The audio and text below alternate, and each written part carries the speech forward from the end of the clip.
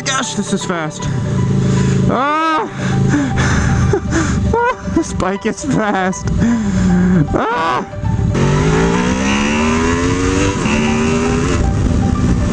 This thing is too fast. Holy cow, this thing is fast.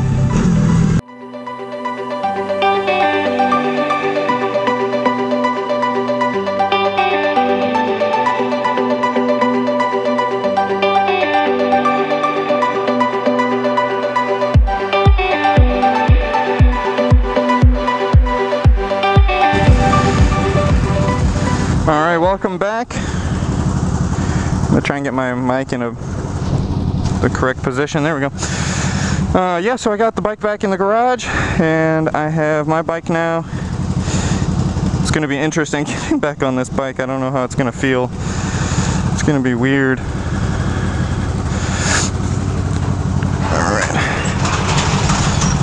Alright, I'll just let the person, I already let the person know that is here that I'm gonna be gone, so they'll be able to lock up for me. Alright.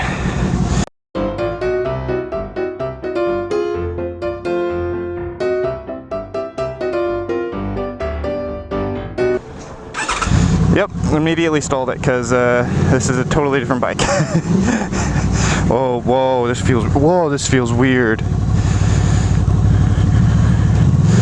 Oh, I almost don't like this. Wow, this feels weird. Also, I didn't let it get up to optimal temperature. Oops. I thought it said 164. Must have said oh shoot, not GP shift. Oh my gosh, this is fast. Ah! This bike is fast.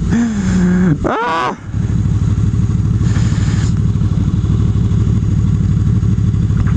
Okay. I'm only a tiny bit scared right now. Also, what am I doing? I'm going the wrong way. Shoot. Alright, I'll get back to you guys once I know what I'm doing.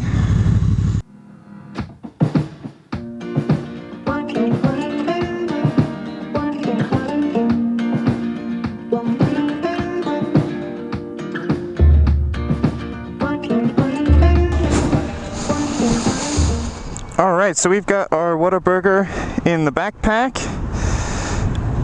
Man, look at that bike. Jeez, it's beautiful. And here's my philosophy on the bike that you choose.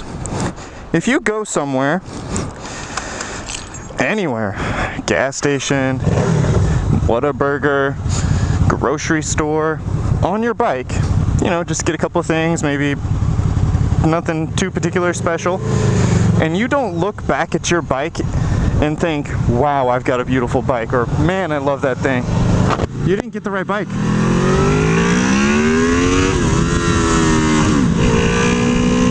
I'm telling you now, if you don't look back at your bike and think, wow, and I don't mean every time, it doesn't have to be every time, but at least sometimes, if that doesn't happen, I don't think you have the right bike. Maybe it's your third or your fourth bike, but even then you should get bikes that you love. This bike, just about anywhere I go, I look back sometimes just to admire it, but most of the time, I gotta, to be honest, it's to make sure that it's okay. And I guess that means I care about it a lot, but I kind of just look back because I'm afraid that somebody's gonna like run over it, or if it's gonna be stolen, or you know, something like that. Just want to make sure it's still there, even though I just got off the bike. But on my way back, when I'm looking at the bike, when I see it after I've not been on it for 10 seconds, you know, I see the bike and I just think, wow, that's a beautiful bike, and I'm so absolutely blessed to have it. Oh man, it makes my day to be back on this. But go ahead, you know, pedestrian crosswalk kind of thing or whatever.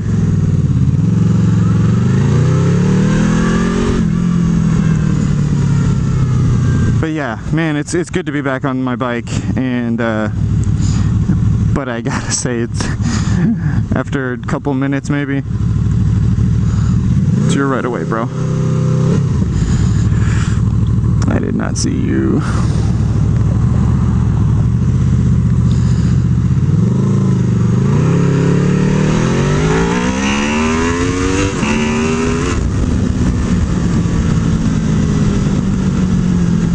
This thing is too fast. Holy cow, this thing is fast. But I can't get over the fact that I'm...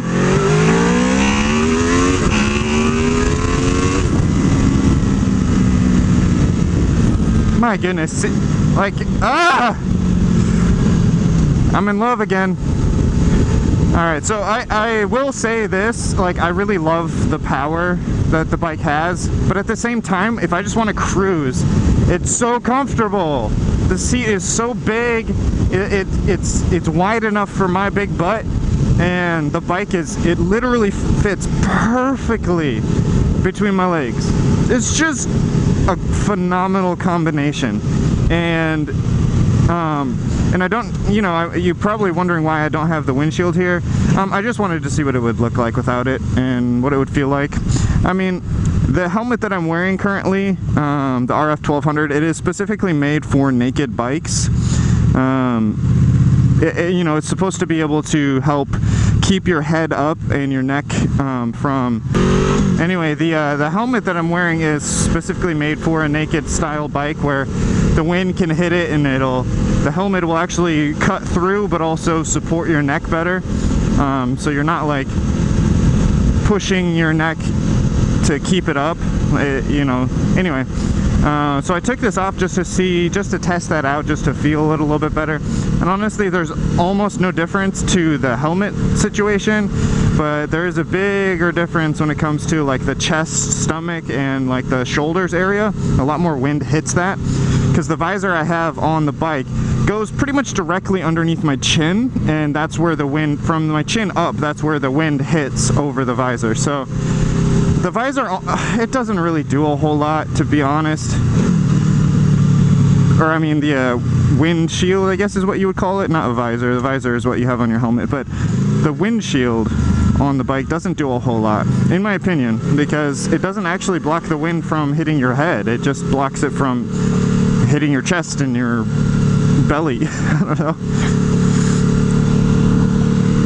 Yeah, so I figured it would only take a couple of minutes to get acclimated back on this bike, and yeah, it only took a couple of minutes, but the big difference is the weight and the power. Obviously the power, but the weight. This thing feels so heavy, but man, it's got power. Oh, that was a weird noise. Just ignore that. I love this, and oh my gosh. I do feel like I kind of wish I had the Lifan simply for, well, not just fun factor and bragging rights, because I'd have a Lifan, but also sorry, the red light. So not just for bragging rights and fun factor, but also because I would have a better commuter. This bike I feel like is really good if I want to go to a grocery store, if I absolutely need to get on the highway. Like the closest Walmart is over the highway, and I would just prefer to be able to get on a bike that can go on the highway, especially for longer distances. Like the other day when I took the Lifan down to TMPSW, that was a ridiculously long ride, and I've had that ride be pretty long even on this bike, but I had the highway as an advantage, so I was able to get there quite a lot faster and not have to worry about so much of the unknowns. And by unknowns I mean intersections and stoplights and things like that that could really ruin the ride, and it makes it so much more dangerous when you're going through intersection after intersection. the more opportunities that people have of crossing you on opposite sides or going in front of you or possibly, you know, coming straight at you and T-boning you, that's a much less risk on the highway. There's so much less of a risk on the highway because everybody's going in the same direction. And even the people coming up on the ramp, they're going in the same direction. They might just be going a little bit slower. So you just have to be cognizant of that and, you know, drive accordingly. But it's so much easier to drive on the highway. I don't understand how we get so much traffic on the highway. It's just everybody wants to get where they want to get, and they're super impatient and selfish.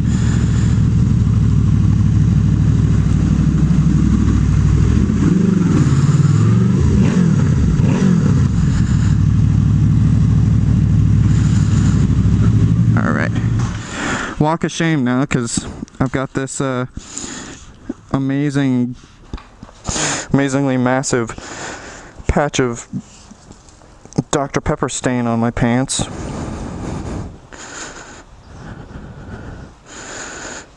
There we go. See if we can get it in there. Yeah, there we go. There's some of it in that little crack. Alright, so I'm just going to keep walking and let people see the giant stain on my pants. But I guess I'll kind of finish out this video. But yeah, it was awesome being able to go take the Lifan back and bring my back home.